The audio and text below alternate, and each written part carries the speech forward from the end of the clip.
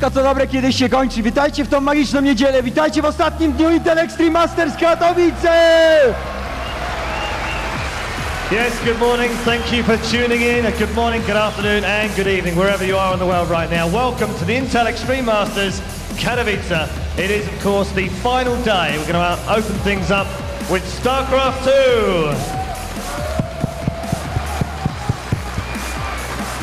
2. Okay, first up onto the stage, from Korea, please make some noise for Daisy!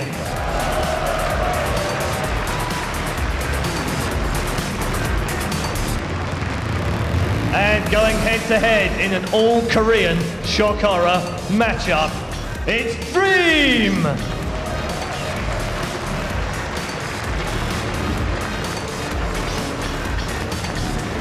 Okay, do we have Bryce? He's coming. He's a little bit slow out of bed this morning. He is coming. Good, I'm glad you're here because my Korean is awful. Can you ask Dream, does being Korean in StarCraft when you come to these tournaments put more pressure on him to perform? 너 지금 한국 사람이니까 해외 대회 나오면 긴장 더 되는지, 한국 선수니까 해외 대회 와서 더 열심히 해야 한다고 그런 거 있는지. 한국에서 할 때보다 해외는 더 긴장 많이 되고요. 더 열심히 해야겠다고 생각해요. Well, he's getting more nervous in foreign events because he has to show better results, and he obviously wants to show off here. Okay, well, good luck. How about Daisy? Okay, short question. How do you feel coming here today, last day of Intel Extreme Masters Katowice? How are you going to do? Myself feel really good. Actually, my PBT is so bad, but this tournament is very good luck for me. I can make a win. Okay, thank you. Okay, ladies and gentlemen, Daisy versus Dream. Good luck, gentlemen.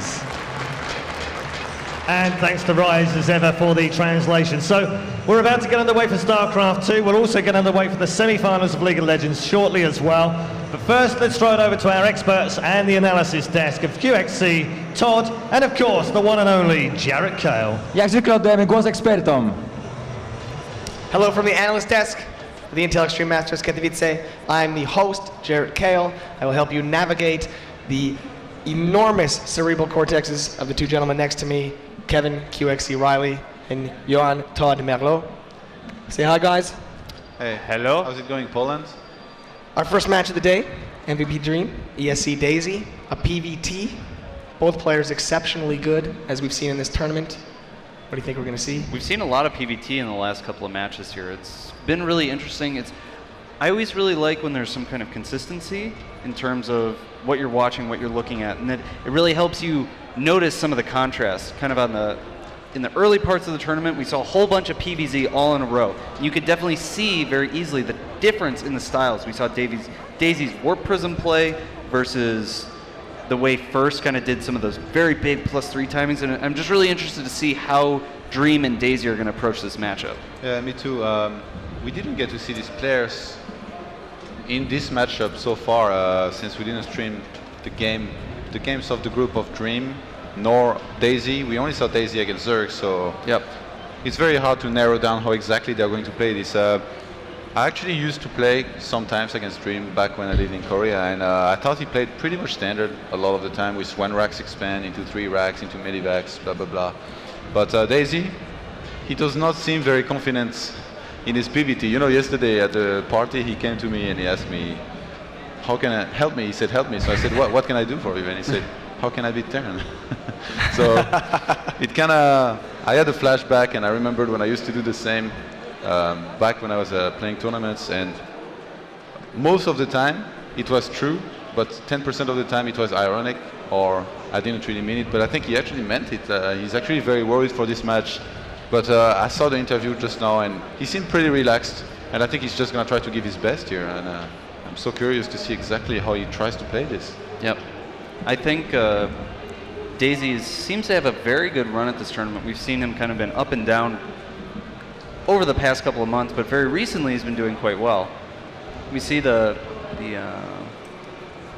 see, so in the group stage, Daisy did lose to Kas 1-2. 1, yep. And we did see Kas, yesterday lose to Sock 2-3 in the same matchup. So I don't know. We'll just have to see. It's going to be very interesting. Well, the first map's Ohana. What kind of impact is that going to have? We may see some kind of big three-base play from Protoss is usually pretty strong here. Sometimes you see early pressure with Immortals. You break down the back rocks and also do some kind of warp-in the main type of play. But I don't know. I haven't seen Daisy's PVT too recently, so I'm not sure what kind of style we should If it's even half as good as his PVZ, we're in for a real treat. The gamers are ready. The casters are ready. They're in the game. We're opening up today with Apollo and Kalaris. Take it away. Thanks, guys. Game number 1 for the final day of the Intel Extreme Masters Katowice. Poland, are you ready? I'd hope so. I'd hope so. This is the last day of StarCraft 2 action, and it's about to begin right here. Yeah, it is with Daisy and Dream. These two very, very formidable in themselves. We saw Daisy yesterday performing extremely well in the PVZ matchup, but how will he fare in PVT? I don't know. It's going to be a difficult one, that's for sure. Dream is an incredible player, and I suppose we can begin with map number 1 because we're ready to bring that to you now. As we do have spawning down to the bottom right-hand corner here as our red Protoss. Ladies and gentlemen, give it up for ESC Daisy.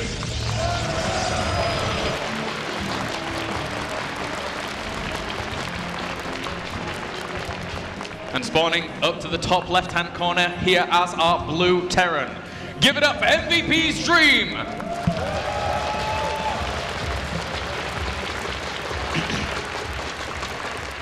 MVP's Dream is already sending out an SCV in this game. He's going to open this game aggressive. He's going to start it with a proxy barracks. Already, the first game of the day, we're in minute number 1. And this is how he's going to approach playing Daisy. Yeah, this is a very, very interesting little move we're seeing here from Dream. Before we really ramp things up here in this first game, it's important to note that in the Intel Extreme Masters rankings for CBIT, the winner of this game guarantees themselves a spot at the World Championship in CBIT. So, and that actually has a guaranteed prize pool of at least $100,000. That's right, a lot of money on the line. And well, the winner of this, as you said, this best of 5 has a possibility to play within. And this proxy barracks with gas is going to be proxy marauder. It's going to be quite an annoyance. Of course, Daisy's going to go up with his probe and start scouting and be like, hold on a minute, where is his barracks? Yeah, it's an important thing for him to note here. He does shark on in, sees the gas timing, and then from that point on, Daisy going to be a little bit more apprehensive about what is going on here. She'll be starting that Zealot in a little bit after seeing, well, again, the lack of barracks here, just trying to crank out a few units to deal with this early aggression. Yeah, that's right, and I don't think he's going to be in too much difficulty with this. He's going to send out another probe just to have a look where the barracks actually is. Is it on his natural? Is it down by the 3rd? And that's probably the next location he'll go to have a look, and he will run into a Marauder most likely. And there he does see it, so he knows exactly what's going on here. He's going to have to start chrono boosting a lot into the gateway as soon as that Zealot's done, so we can get a Stalker and then another Stalker. Mustn't let that bunker go down. Yeah, that Zealot and that probe going to tickle away at that SCV for now, potentially force the cancel, but the Marauder now covering for his friend at SCV here. A few probes coming off the line. Daisy knows he's in a little bit of trouble here, trying to clean up, not taking this too lightly. Yeah, I don't think he's going to be in too much problems with this. I mean, to be honest, I'd be pulling the probes back already. I don't think surrounding that Marauder is going to be a good idea, and especially if you just chrono boost out another Stalker. He needs to be building a Stalker already. A Zealot Stalker is going to be a lot better against this. And, well, he's trying to get us around.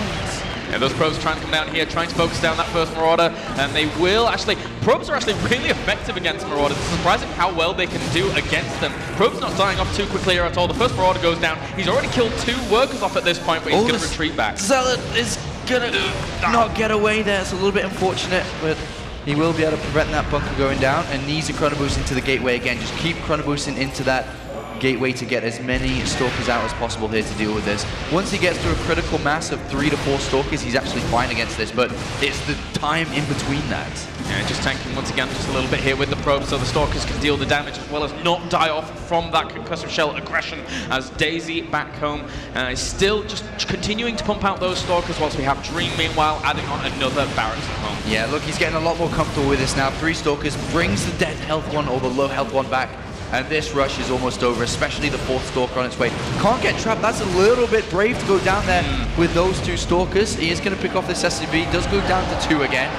It was a nice plan here from Dream. He's put on a lot of aggression and he stifled his opponent's expansion timing, but realistically, he invested a lot himself as well. Yeah, I mean, he is expanding behind this. This is the time where you get 4 Stalkers and now expand. Yeah. So, pretty good defense by Daisy against this attack here from Dream. Yep. And we have the combat shield on the way down there as well. That's a little bit ballsy here by Dream. Now, if Daisy wants to go down there and hunt that out, he can easily force that to be cancelled, or at least not complete, as he does now go for his own expansion. Yeah, definitely want to be going down there with these 4 Stalkers now and get rid of that tech lab. And Dream was just trying to squeeze out the combat shields here. He wanted to, obviously combat shields is a lot faster of an upgrade than Stim. He's already got concussion shells, what else can he do?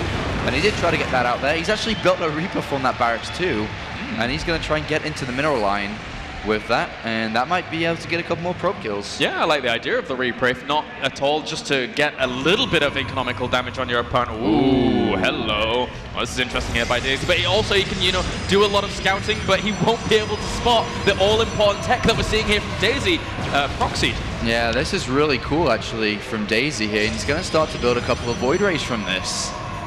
Wow, this is going to be interesting here. Double Stargate proxied here. This is very interesting, and we have a lot of Marines on the way here for Dream, so he's not going to be in too bad a situation. Some people do end up saying, well, you know, as long as you get 1 Viking out, then you're okay to deal with this. But actually, Void Rays don't do badly against that unless you have the Marine base there to complement it, and he's not going to have a Viking out for a long, long time as well. So it's just going to be a Marine defense against this, and this could really catch Dream off guard. Yeah, this is a really interesting all-in here from Daisy. He's putting all his resources into double Void Ray production. He's going to save up until about 4 Void Rays, and then behind it will start making a lot of Gateway units to support this. It's going to be a big bust forward. Yep. And this could be very, very strong here. And if he places a pylon on the low ground near his opponent's main, he can easily warp in a few units to complement those Void Rays as well, which is going to be very, very difficult for him, especially since Dream doesn't have full vision of the extremities of his base. Yeah, and there's 2 tech labs and 1 reactor down inside the main base of Dream, which means double Marauders and 2 Marines at a time until additional barracks are made here. This is very cool from Daisy, actually. And I haven't seen this been played at all for a very long time. Dream's got 3 bunkers though, but to be honest, that's not going to be a big problem here. Like you said, if there's a pylon outside the main base, he can easily warp into the main base with the vision from the Void Rays here, but he's not going to go until he gets about 4 to 5 here. Yeah. It's an interesting little tactic that we're seeing from Daisy. He's really adding his own flair here for the Intel Extreme Masters. In PvZ, he was doing pretty darn well with his own little artistic style himself, and now in PvT, really kind of showing us a very entertaining game to kick things off. That's right, and well, there's the aggressive pylon down. Here come the extra gateways, which Daisy's going to look to try and win this game with. And that factory is not going to see the probe even, and that's going to be quite an annoyance for Dream, not really knowing what's going on. But now comes his standard move. Now it's a minute later than it would be usually because of how this game started out, but the army's there. He's got 4 Void Rays already. And there's only 14 Marines. A lot of them are out in the middle of the field right now here for Dream, so there's not actually much stopping Dream from pushing up into his opponent's natural, but those Void Rays are going to hit. They're going to hit really, really hard. All the SCVs being pulled away now. Daisy realizing he's in a very good spot. Combat Shields is on the way, but it's not going to finish. Dream is forced to just go for the full-on attack. He needs a sentry at home. He can't let these units in here, and he's trying to morph it in. He's going to have to force field the ramp to keep these units out. Obviously, they can go in the medivac and go over the force field, but this is a bit of an awkward situation here. Yeah, those Void Rays, once they get charged up and sit on the production facilities, though, it's going to be hard for Dream to make anything, whilst Daisy can still make a few units back home. He really needs more sentries, as you point out, but you know, that medevac composition here, really easy to actually reach that location, and indeed he will do. Do 4 Void Rays beat this composition in a full-blown base race? I don't know, because the SCVs are camping the turret within the mineral line here. I don't think this is going to work out too well for Daisy. I mean, he definitely wasn't expecting this kind of, or at least Dream to move out here like this. He was expecting Dream to stay in his base a little bit longer and then take the fight that way, but all of a sudden this game's kind of flipped upside down. I suppose the one good thing here for Daisy is the fact that he has quite a lot of buildings over the other side of the map, so he can potentially try and defend those with the Void Rays, and then from that point on, if Dream starts lifting up buildings and going everywhere, he has that airborne capability. 19 Marines 4 Medivacs versus 6 Void Rays ultimately here. So obviously the Marines are going to be able to win that. The Void Rays already taking damage against the turrets. All the shields do go down. Daisy's been revealed now, and well, Dream's coming back with his Marines here, looking to try and savor this position. Look at this, there's a lot of sentries as well, so they're going to be able to control that space underneath the Void Rays, so the Marines won't be able to hunt them down. A few Marines are trying to take down one of the Void Rays. They really need to turn around and start doing some damage, but at the same time, it's going to be difficult. They're very good at DPS. Oh, good force fields there. One Void Ray goes down. He's only got 3 left now, and there's still 17 Marines. Dream just has what it takes to beat these Void Rays. Yeah, Daisy here trying to scramble a few Zealots here and there, but it's not going to be enough for now. Dream, I mean, he is on top of this completely. These 3 Void Rays, they have to pull out an absolute miracle to make this work. Yeah, and well, unfortunately, these Void Rays are not really going to be able to survive much longer in this game. There's Zealots in front, but this DPS is too high. These Marines slaughter everything. GG. Game number 1 goes to our Terran player here. Very poised and confident as Daisy, again, his own flair brought to the table, but it just wasn't enough to deal with the dynamics that occurred there with, you know, Dream pushing out to the middle of the map. That's right. Daisy just really has a hard time against Terran players. He's got a fantastic Protoss versus Zerg, and we've seen that displayed at this tournament and tournaments before this as well, but when it comes down to playing against this kind of level of Terran, it's very difficult for Daisy, and that was displayed here too. Yeah, so guys, we are going to send it over to the analysis desk with QXC, Todd, and Jared Kale. Very interesting first game of the series. Proxy Marauder held, counter with Proxy Void Rays, didn't do enough damage. Could have been a base race, didn't happen. I've really never seen that response. Yeah, now, do you think maybe going into the game, maybe he had intended before the game? Does it show a lack of confidence? Was he like, I'm going to proxy Stargate this guy, or is that definitely like a response to the Proxy Marauder? I really think he did it in response to the Proxy Marauder. It's just not a very common thing to do. Proxy Stargate we do see somewhat frequently, and Proxy Stargate deals very well with the Proxy Marauder, but the double Proxy Stargate was a little strange. It was a really big investment for Void Rays. Yeah, and I think the critical mistake from Daisy in this game was waiting so long to move in with those Void Rays. If he had a little better map awareness, a little better vision, and he had been able to move into, and we can actually show this on the replay right now. I feel like Daisy, he waited for enough Void Rays actually. It's just that he didn't salvage the situation nearly enough as well as Dream did. And I'm going to explain you from the Protoss point of view what he could have done better here. So like now he goes for the tech lab that's upgrading something, and I think that's so smart. When I saw that, I was like, wow, this was the best move possible. But in the meantime, he's losing his expansion. He should have transferred a couple of those probes in his main, because you see he only has the 16 optimal ones, but I mean, having 8 more here would have been great. Sacking the rest at the expo is okay, but he should have been warping better. And now he splits his Void Rays, and I think this is such a huge mistake. He should have gone for the starports and then puts his Void Rays on hold position in the middle of those barracks to kill all the Marines that come out, and then kill the barracks. And then he should have gone for the orbital commands. And then basically Dream would have been only on this one base, still with a lot of SCVs. But I do think that Daisy could have held in his main here if he had warped units better, and if he had used his probes to defend at the last second. But instead of that, everything went wrong here. Daisy split his Void Rays. He lost one of the on one of those two, or that turret, I think. Oh no, actually maybe he hasn't lost any yet. But like from there, it's gonna go very wrong because he completely splits them. He does not kill the command center, which has a lot of energy. In the meantime, he completely dies at home. And the Void Rays, I mean, right now they are only so good against a lot of Marines. They are not gonna do this well, and we have 19 Marines with Steam Pack and +1. So if Daisy actually had like, say 6 to 10 Stalkers in support with his Void Rays, I think he would have won here. Like, do you think Dream also played this as well as he could, or was there any mistake in the way he tried to salvage the situation here? I would have liked to see Dream throw down some additional production. Once your production line is basically it's either going away because they're killing it, or it's very hard to actually make units because they're camping above it. That's when I would have liked to see 1 or 2 barracks. But the real issue with that in this game is Dream just doesn't have a lot of income. He doesn't have a lot of ability to mine resources. And one thing that Daisy didn't really do towards the end here. His army is a little, we notice this is kind of the deciding factor. His army is caught from both sides. This is really the worst case scenario for this Void Ray Zealot Sentry army. If he had fought this head on, gotten good force fields plus Guardian Shield, and also he had the resources to warp in 4 more Zealots. Yeah. If he had all that combined, fought this army head on, got the right force fields, he may have been able to take the game from there. I didn't even notice that. I feel like maybe, you know, when he had all his army around here, if he moved up here and waited, then he could have just gotten off 1 force field here. If there was a couple Marines trapped in the main, he could have killed those and then go forward from there. And I think Dream would have just camped around his expansion and tried to steam back and snipe some units and then basically stutter step and kite those units. But very well done by Dream here. And I was actually going to say this before first game. I was very curious whether Dream was going to open this game, this series, with a 1 base or a cheese, or just play standard. And I think he opened it in such a beautiful way because he tried something a bit risky. Daisy defended decently, like not too well. I feel like the pull probes were a bit too much. Like he had them out of his mineral line a bit too much, so he lost a lot of minerals there.